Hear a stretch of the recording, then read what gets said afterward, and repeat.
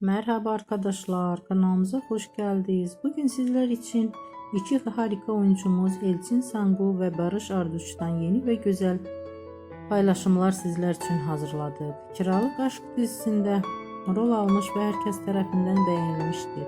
Biz de sizler için onların güzel ve romantik karelerini hazırladık. Bu videoların devamlı gelmesini istiyorsanız kanalımıza abone olup yorum yazmayı unutmayın.